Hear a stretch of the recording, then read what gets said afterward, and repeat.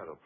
Bueno, fraude número 7, Carlos. Pues yo me voy a mantener en la India. Me voy a mantener en la India porque el caso del poder de los fakires, el poder de resucitar, como ellos llamaban, a través de una divertida palabra que utilizaban y que llamaban la compenetración con la materia, una palabra muy del siglo XIX, cuando estaba tan en boga el conocimiento de la ciencia de la India por parte de los europeos occidentales, fue desmontado en el propio siglo XIX por un norteamericano para mí genial, un tipo divertidísimo llamado Baldwin, que era un mago.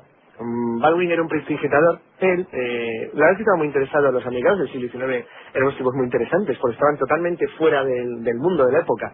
Era una nación ya poderosa y en expansión, pero no tenían ninguno de los complejos que aquejaban a los europeos de su tiempo o a los norteamericanos de ahora. Es decir, eran justo lo más alejado que alguien se pudiera imaginar de lo políticamente correcto.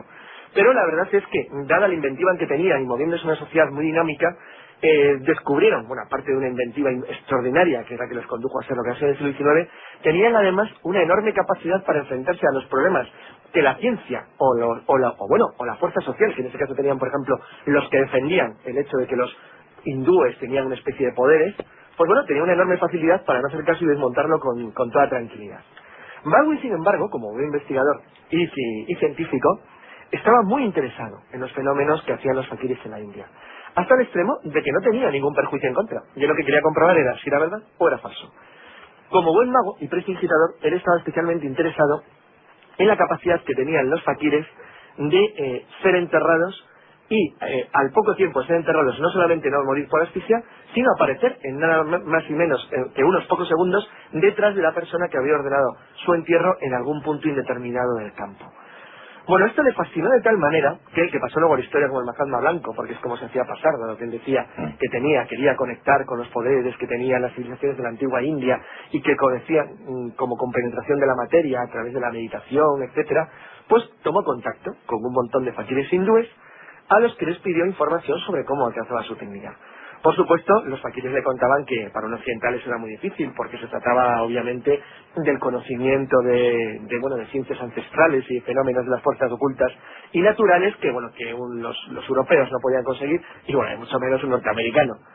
El caso es que, armado de paciencia, Baldwin empezó a convencerles de que él en realidad, aunque pareciera occidental, y aunque fuera occidental, pues tenía algunos poderes también, y lo que hacía es que les hacía trucos de salón. Entonces, claro, los trucos de salón de Baldwin eran 100.000 veces mejores que los de los fakires, con lo cual los fakires, muy atraídos por su extraña habilidad, empezaron a tomarla en cierta consideración.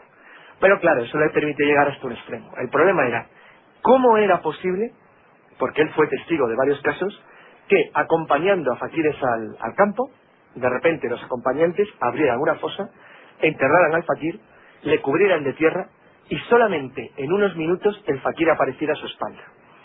Bueno, él le pareció un fenómeno tan asombroso que empezó a indagar sobre cómo se producía aquello, porque sus conocimientos de magia de salón, de teatro, no le permitían alcanzar a entender cómo lo hacían. Él intentó hacerlo y lo repitió varias veces y fracasó. Pero, como era norteamericano, donde no llega la habilidad, llega la pasta. Se lo juntó de rupias. Entonces, a base de pagarles dinero, los fakires cometieron el terrible error de reconocer ante el norteamericano cómo lo hacían. Eso fue un desastre, porque claro, nada más llegar a Estados Unidos publicó Los secretos del Mahama y la tierra explicada, donde expuso uno a uno todos los misterios que ocultaban los fakires de la India. Esto le dio una enorme fama y generó el nombre de un fenómeno al cual un investigador mexicano llamado Carlos Heredia, muy amigo de Houdini, que dedicó toda su vida a desmontar fenómenos de este tipo, llamó, para darle un nombre científico, fenómenos ouscópicos. Decían ver detrás de la oreja, que es donde aparecía el fakir. Bueno, decía que era deus, oreja y escopo ver. Bueno, el sistema consistía en que pura y simplemente la noche anterior preparaban una piedra que ocultaba una cavidad que cubrían de tierra, que era donde casualmente el fakir iba a ser enterrado. Cuando el fakir era enterrado, antes de que le hubiera quedado la última pala de tierra, se había metido por el agujero quitando la piedra, y por lo tanto aparecía detrás del inglés o del occidental de turno, que se quedaba maravillado. Bueno, este fenómeno llegó a impresionar tanto incluso a militares ingleses, que estaba todo el mundo convencido de que en verdad los fakires eran capaces de sostener y aguantar la respiración y entrar en una especie de estado cataléptico. Por supuesto, nada de esto era cierto. Y lo que se demostró en este caso es que el dinero es terrible. Truquitos a mí, así llamo el reportaje. Sacó los dólares, aquí se acabó el problema. Vamos al fraude número 6. Pues la rectoría